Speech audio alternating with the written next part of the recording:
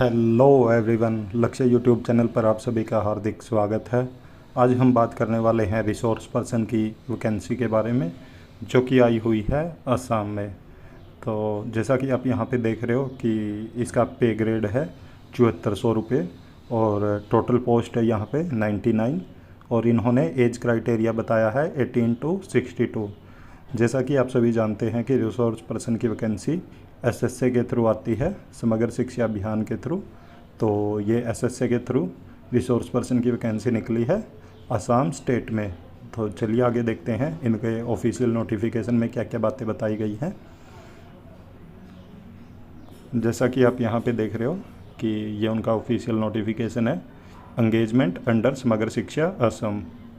तो यहाँ पे इन्होंने बोला कि the online application will be received from 11/6/2023 to 27/6/2023।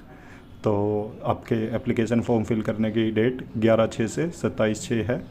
तो लास्ट डेट इन्होंने 27/6 बताई है। तो the post are temporary in nature and the selected candidate will be initially engaged for a period of 11th month only. तो इन्होंने ये बोला कि ये बिल्कुल कॉन्ट्रैक्ट बेस की वैकेंसी है, जो कि 11 मंथ के लिए है। तो इसको आप परमानेंट ना समझे। और आगे इन्होंने ये बताया भी है कि आप इसको क्लेम नहीं कर सकते परमानेंट के लिए। ये गवर्नमेंट के थ्रू समग्र शिक्षा समिति की ओर से निकाली गई है। तो आप इसको 11 मंथ इसमें यह है कि एक बार अगर आपका सिलेक्शन हो जाता है तो 11 मंथ के बाद आपको 1 महीने का रेस्ट देके फिर से दोबारा ज्वाइन करवा लेते हैं। ये नहीं है कि सिर्फ 11 महीने के बाद ही आपका कॉन्ट्रैक्ट ख़त्म हो जाता है। तो 1 मंथ का गैप देके दोबारा से फिर आपको ही ज्वाइन करवा लेते हैं एज ए रिसोर्स पर्सन। 1 महीने का गैप देते हैं ये 1 साल के अंदर। तो इसलिए ये ना समझे कि 11 महीने के बाद आपको ये हटा देंगे। तो 1 मंथ का गैप देके अगले साल फिर से आपका कंटिन्यू हो जाएगा। आगे इन्होंने एज क्राइटेरिया बताया कि 18 साल से कम नहीं होना चाहिए और 62 ईयर से ऊपर नहीं होना चाहिए। बाकी जो रिलैक्सेशन है उनके अकॉर्डिंग आपको रिलैक्सेशन मिल जाएगा। और इन्होंने आगे पोस्ट मेंशन की है। सबसे पहले रिसोर्स पर्सन की पोस्ट है, टोटल पोजीशन है 38 वैकेंसी। इसमें इन्होंने ग्रेजुएशन मांगा है और साथ में इन्होंने बोला कि आपके पास स्पेशल बीएड होना चाहिए और साथ में आरसीआई का सीआरआर नंबर होना चाहिए, या इसके अलावा आपके पास ग्रेजुएशन हो, साथ में डिप्लोमा होना चाहिए 1 ईयर का। वो स्पेशल एजुकेशन में हो सकता, ऑडियोलॉजी में हो सकता, स्पीच थेरेपी में हो सकता, डीएचएलएस में हो सकता है। और साथ में आपके पास आरसीआई का सीआरआर नंबर होना चाहिए। और फिजियोथेरेपी में या ऑक्यूपेशनल थेरेपी में, इनमें भी आपके पास डिप्लोमा हो तो आप एलिजिबल हैं।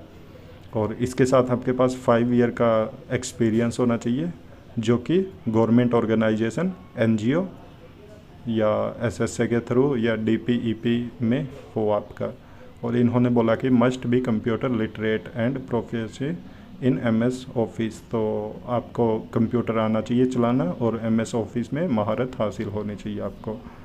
उसके अलावा आगे इन्होंने बताया कि एडिशनल रिसोर्स पर्सन की वैकेंसी है, जो कि 30 वैकेंसी है टोटल। तो इसमें इन्होंने बताया कि qualification, the minimum educational qualification for inclusive education additional resource person must be graduate from a recognised university. एक तो आप ग्रेजुएट होने चाहिए, उसके साथ आपके पास 1 ईयर का डिप्लोमा हो जो स्पेशल एजुकेशन में किसी भी डिसेबिलिटी की कैटेगरी से होना चाहिए। आपके पास साथ में आरसीआई का सीआरआर नंबर हो। और 3 ईयर का इन्होंने यहाँ पे वर्किंग एक्सपीरियंस मांगा, गवर्नमेंट ऑर्गेनाइजेशन, एनजीओ या एसएसए डीपीईपी के थ्रू किसी से भी आपका वर्किंग एक्सपीरियंस हो। इन्होंने बोला कि ये प्रेफरेंस उनको देंगे जो फीमेल कैंडिडेट हैं, या तो वो खुद डिसेबल हैं या वो सिबलिंग्स हैं या जिनके पास चाइल्ड है डिसेबल, तो उनको ये प्रेफरेंस देंगे। और उसके बाद है असिस्टेंट एडिशनल रिसोर्स पर्सन की वैकेंसी, जो कि टोटल 31 वैकेंसी है। तो इसमें इन्होंने बताया कि the minimum educational qualification for inclusive education assistant additional resource person must be graduate from a recognised university. और साथ में बोला कि ग्रेजुएट तो होना चाहिए, उसके साथ the candidate must have special qualification like 1 year diploma in special education in any category of disability with valid RCI CRR number, तो आपके पास 1 ईयर का डिप्लोमा होना चाहिए और साथ में RCI का CRR नंबर होना चाहिए। और प्रेफरेंस में इन्होंने बोला कि अगर आप वर्किंग एक्सपीरियंस है आपके पास तो प्रेफरेंस देंगे, और साथ में अगर आप फीमेल हो और डिसेबल हो आप, या सिबलिंग्स हो, या आपके चाइल्ड है डिसेबल, तो आपको प्रेफरेंस देंगे। तो इन्होंने यहाँ पे सैलरी भी मेंशन की है, जैसे आप देख रहे हो रिसोर्स पर्सन की सैलरी है 14,000 से 49,000 के बीच में, और ग्रेड पे 7400 बोला इन्होंने। उसके बाद एडिशनल रिसोर्स पर्सन की वैकेंसी की सैलरी बताई है इन्होंने कि 20,000 रुपये फिक्स्ड है पर मंथ। उसके बाद इन्होंने असिस्टेंट एडिशनल रिसोर्स पर्सन की वैकेंसी बताई है कि 15,000 रुपये फिक्स्ड है पर मंथ। तो इन्होंने स्टेप बताए हैं कि कैसे आप ऑनलाइन एप्लीकेशन को फिल कर सकते हो। सबसे पहले आपको लॉगिन करना है थ्रू द वेबसाइट इन्होंने मेंशन की है कि ssa.assam.government.in पे जाके फिर डाउनलोड करना आपको इंस्ट्रक्शन मैनुअल। तो उसमें जो भी इंस्ट्रक्शन दिए हैं तो उनको पढ़ना। इन्होंने आगे बोला कि read carefully the instruction manual on how to submit the online application form. तो आपको वो ध्यान से पढ़ना सबमिट करने से पहले। फिर आपको submit online application with all relevant document and upload passport size colour photograph and signature. तो आपको रीड करने के बाद फिर ऑनलाइन एप्लीकेशन सबमिट करना, और साथ में रिलेवेंट डॉक्यूमेंट जो भी हैं, और साथ में आपको पासपोर्ट साइज़ कलर फ़ोटो और साथ में सिग्नेचर भी अपलोड करने हैं। उसके बाद कुछ इंपॉर्टेंट पॉइंट बताए हैं इन्होंने कि जो भी इनकम्प्लीट फॉर्म है तो उसको ये रिजेक्ट कर देंगे। उसके अलावा candidate must be very careful while submitting the online application form, की बहुत ही ध्यानपूर्वक आपको सबमिट करना फॉर्म। अगर आपको कोई भी गलती हो जाती है तो उसके क्लेम के लिए आपको करेक्शन करने के लिए आपको कोई समय नहीं दिया जाएगा बाद में।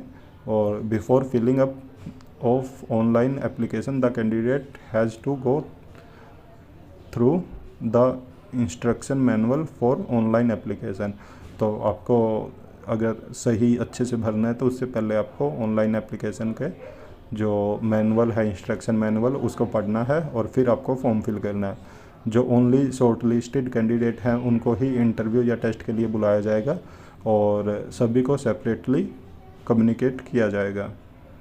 और इन्होंने आगे बोला कि ऑफिस किसी भी गलती के लिए जिम्मेदार नहीं है। अगर आप कुछ गलती कर देते हो या कोई दिक्कत आ जाती है आपको फॉर्म फिल करने में, तो उसके लिए ऑफिस कोई जिम्मेदार नहीं है।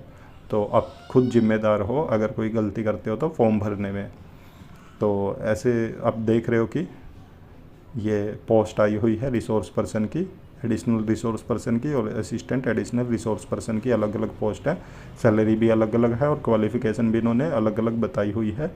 तो ये आई हुई है समग्र शिक्षा आसाम की तरफ से। तो जो भी कैंडिडेट एलिजिबल हैं और फॉर्म फिल करना चाहते हैं तो वो कर सकते हैं। और ऐसी और भी इन्फॉर्मेशन पाने के लिए आप हमारे यूट्यूब चैनल के साथ बने रहें।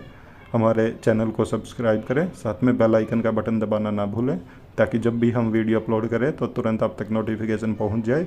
और वीडियो को ज़्यादा से ज़्यादा लाइक करें, साथ में शेयर भी करें। Thank you.